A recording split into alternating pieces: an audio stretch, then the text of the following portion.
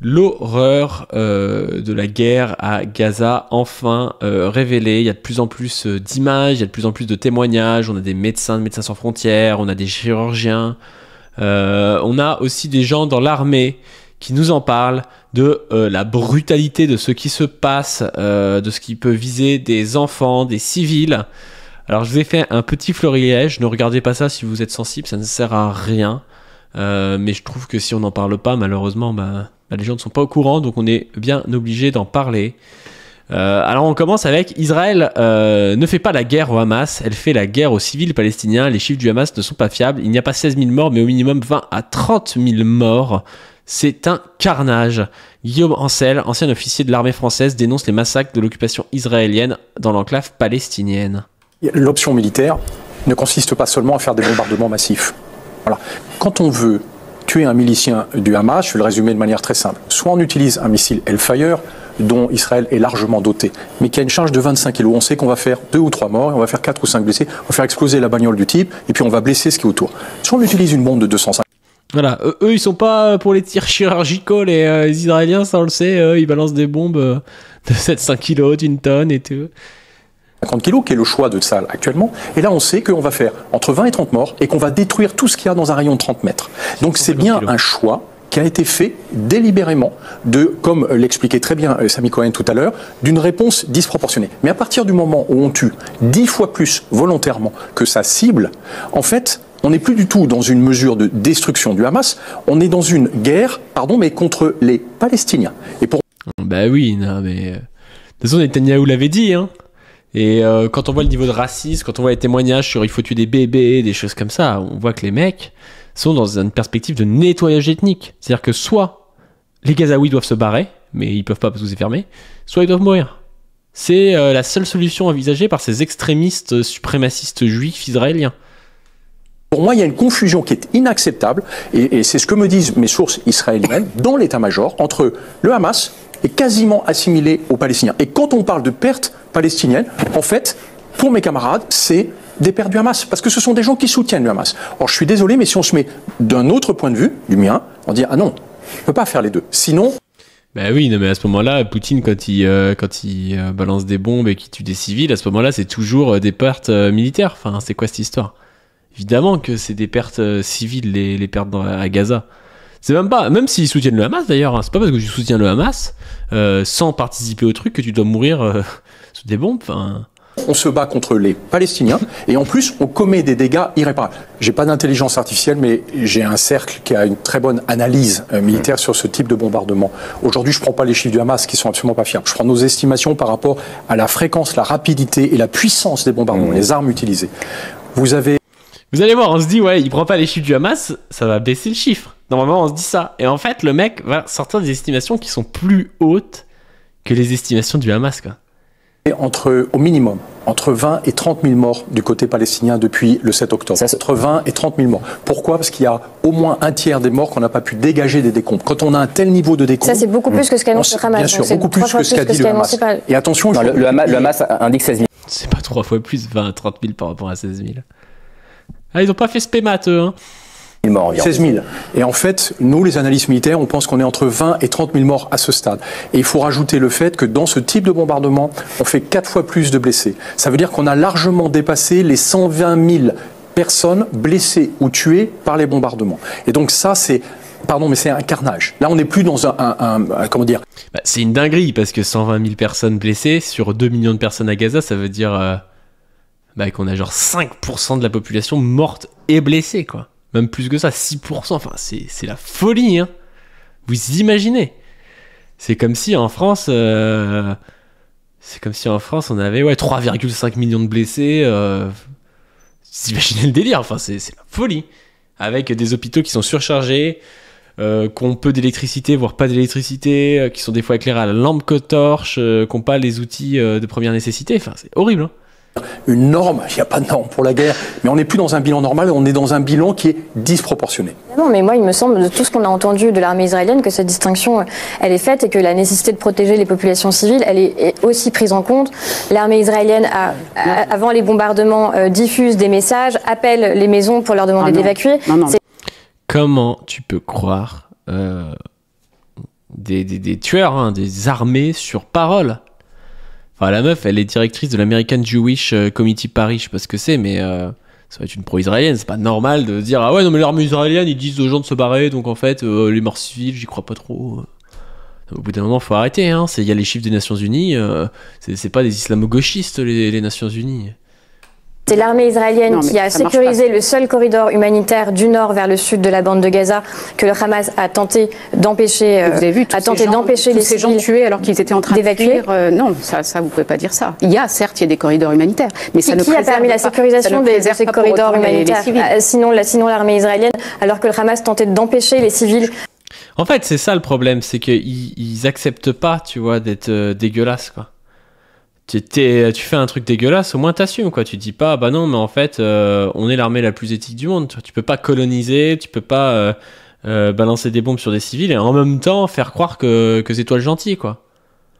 D'évacuer vers le sud. Je crois que vous n'avez jamais été bombardé, parce que sinon vous sauriez que quand on a des gens, les Palestiniens, qui sont dans un tel dénuement, et comme on le rappelait tout à l'heure, pas seulement les blessés, les vivants, on ne comprend plus rien. Quand on reçoit un message sur Internet est tombé sur la bande de Gaza, et qu'on nous explique, je termine.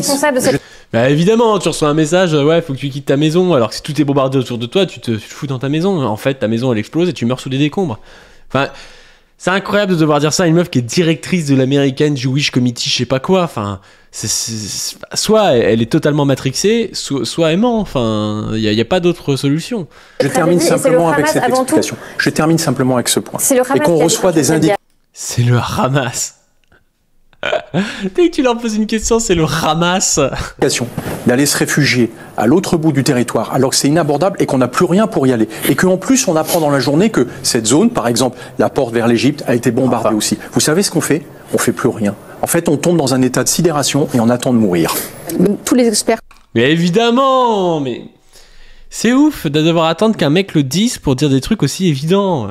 Tout est bombardé autour de toi, on dit tout et son contraire, tu restes chez toi et t'attends de mourir. Bah oui, ou t'attends de pas mourir, mais qu'est-ce que tu veux faire d'autre? Qu'on a interrogé nous ont dit que c'était sans doute l'un des pires bombardements de ce 21e siècle. L'un des pires. Bah ouais, j'ai pas souvenir d'un pire. Il y a beaucoup plus de morts qu'en Ukraine. Morts civiles, hein, par rapport au nombre d'habitants et au nombre de temps. Peut-être le Yémen, je sais pas à quel point ils bombardent, je sais pas quel est le mécanisme exact au Yémen qui fait qu'il y a eu autant de morts. Je crois qu'il y a eu beaucoup de famine, l'Afghanistan. Mais oui, c'est un des pires, c'est sûr. Il y a François Jourdel, chirurgien pour Médecins sans frontières, de retour de Gaza, qui témoigne de la situation humanitaire sur place. Ce qui est frappant, c'est la quantité d'enfants blessés, brûlés, des fois en petits morceaux. Alors, j'ai quitté la bande de Gaza en effet hier, j'y ai passé un mois. La situation humanitaire est catastrophique. L'hôpital où j'ai travaillé, l'hôpital El Nasser, dans le quartier de Khan Younis, donc dans le sud de la bande de Gaza, est submergé de patients. C'est bizarre dans le sud, je croyais qu'il fallait aller dans le sud et que ça se passerait bien dans le sud. Voilà. C'est bizarre, hein. C'est plus où les hospitaliser. On a un flot continu de patients blessés, traumatisés, fracturés, démembrés, brûlés, qui arrivent en permanence à l'hôpital. Et aux dernières nouvelles de mes collègues que j'ai laissés en Palestine, l'hôpital est encerclé. Mais dans le détail, docteur. Ça, c'est le pire, c'est que déjà tu bosses dans des conditions de merde. En plus de ça, l'hôpital est encerclé. Alors, il va le dire après, de tanks. Enfin, c'est-à-dire que t'as peur pour ta propre vie alors que t'es en train de bosser dans un métier qui est quand même difficile, métier de soignant et tout. Le gars est chirurgien, il fait des opérations et en plus de ça, il se sent pas en sécurité, quoi. Là, il a encore des cernes de ouf et tout. Enfin, c'est vraiment de la violence psychologique en plus de la violence physique, quoi. Lorsque vous parlez des blessés, vous parlez de combattants, vous parlez de civils, vous parlez d'hommes, femmes, d'enfants? Alors, pour vous donner un petit peu les statistiques, on a à peu près 50% d'hommes, 50% de femmes.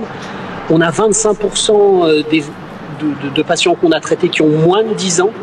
25% qui ont moins de 10 ans. Une personne sur 4, c'est un enfant de moins de 10 ans, quoi. Et 50-50 femmes-enfants. Donc ça montre bien que Ça n'a pas l'air d'être que des combattants, sinon il y aurait beaucoup d'hommes. Non, ça a l'air de ressembler à une population civile en fait. Il y a 25% d'enfants de moins de 10 ans et puis des femmes et des enfants quoi. Et des femmes et des hommes. Et puis à peu près, on va dire 50% qui ont moins de 18 ans. C'est à peu près les statistiques de la population. 50% qui ont moins de 18 ans. Oui, c'est les statistiques de la population, donc c'est bizarre quand même pour des gens qui bombardent une armée. On croirait qu'ils bombardent des civils en fait. Dans la bande de Gaza actuellement. Donc on est confronté en fait à des blessés essentiellement civils. Après, savoir si c'est des combattants ou pas, quand il s'agit d'adultes, on peut évidemment pas le dire. Mais en tout cas, ce qui est frappant en tout cas, pour avoir fait quelques missions humanitaires, c'est la quantité d'enfants blessés, brûlés, des fois en petits morceaux. Ouais. Des civils qui sont extrêmement... Des fois en petits morceaux, mais ouais, c'est terrible, hein, mais c'était... ouais, ce gars-là, là, je vous le mettrai peut-être pas en anglais, mais...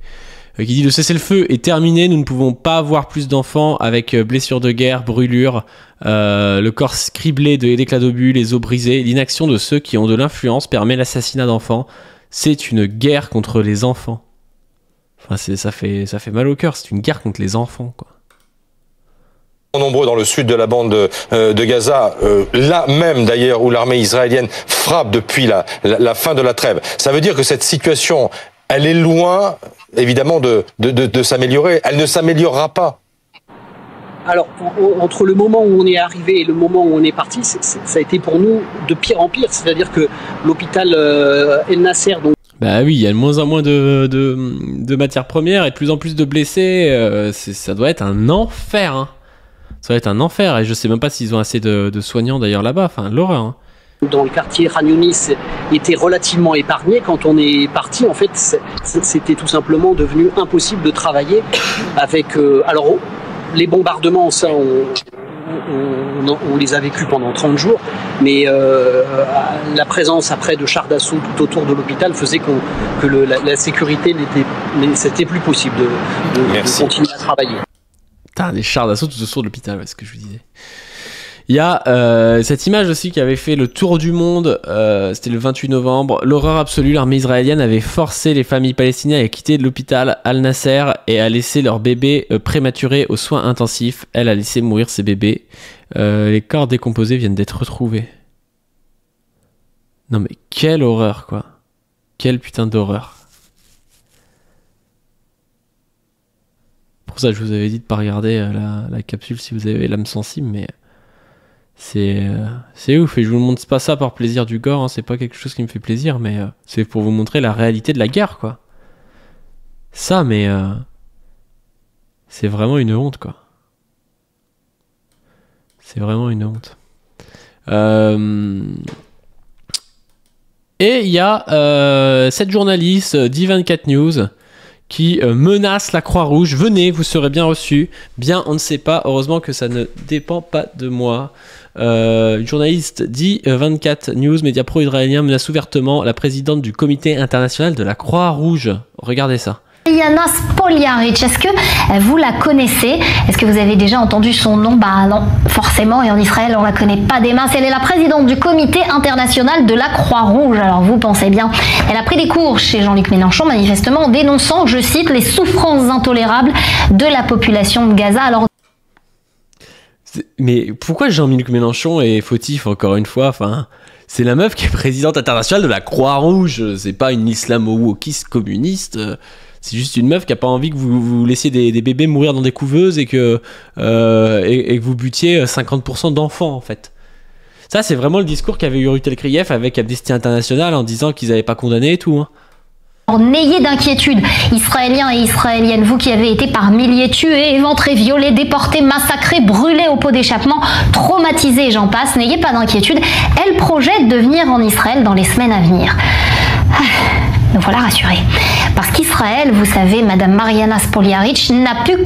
En plus, je suis désolé, alors elle parle des chiffres du Hamas, là elle dit, vous qui avez été tués par milliers, les estimations vont en s'abaissant pour le 7 octobre, je crois qu'on est maintenant, on était à 1400 morts au début, maintenant on dit 1000 à 1200, sachant qu'il y a 25 à 30% de morts militaires, donc ça fait 700 civils, donc sont des milliers, encore une fois. On dirait ça sur le Hamas, je veux dire 16 000, on dirait 50 000, et nous dirait ah bah non, tu dis n'importe quoi. Bah là c'est pareil, là elle a multiplié par au moins 3 le nombre de morts civils israéliens. Comptait que sur lui-même et les juifs du monde entier depuis le début de cette guerre. Je n'oublie pas l'oncle Joe qui a donné de lui et de son pays. Oui, mais voilà, d'autres organisations humanitaires nous ont oubliés. Alors on a hâte de vous recevoir pour que l'État juif vous dise haut et fort qu'on n'a pas besoin de la fausse coopération de la Croix-Rouge et que le cirque de la libération des otages est la seule scène sur laquelle manifestement la Croix-Rouge excelle. Le cirque de la libération des otages ? Mais c'est quoi? C'est à moitié complotiste, encore une fois, ce truc-là. C'est quoi? C'est qu'elle trouve que la libération des otages, ça a été trop à l'avantage du Hamas, c'est ça? Parce que eux, les otages qu'ils ont libérés, ils étaient là depuis 11 ans en isolement, ils étaient totalement détruits, ils disaient qu'ils s'étaient fait violer et torturer. C'est-à-dire, au bout d'un moment, faut un peu la fermer, quoi. Enfin... Venez, vous serez reçus. Bien, on ne sait pas, et heureusement que ça dépend pas de moi, on demandera aux familles des otages de s'en occuper. À quel moment elle dit elle menace la meuf de la Croix-Rouge, déjà la présidente de la Croix-Rouge, à quel moment elle dit en plus qu'en gros les otages c'est la faute de la Croix-Rouge, qu'est-ce qu'ils y peuvent la Croix-Rouge quoi. Et il y avait ça aussi, un adolescent palestinien dénonce les violences lors de sa détention, Israël dénonce une manipulation, le dossier médical transmis par la famille à Check News confirme des fractures aux deux mains. Oh, c'est bizarre, je croyais que c'était la faute de la Croix-Rouge moi. Je sais pas ce que vous en pensez, Bon, dans tous les cas, je vous invite, comme d'habitude, à donner sur le Tipeee pour pouvoir financer du matériel et financer le miniaturiste. Et puis, je vous invite à vous abonner à la chaîne principale. Notamment, j'ai fait 2 vidéos dernièrement sur Gaza, 3 vidéos même, mais il y en a 2 qui n'ont pas été très vues et qu'il faut aller voir de toute urgence parce que c'est plus de l'analyse politique, théorique sur Gaza. Je pense que ça peut vous intéresser. Allez, à plus.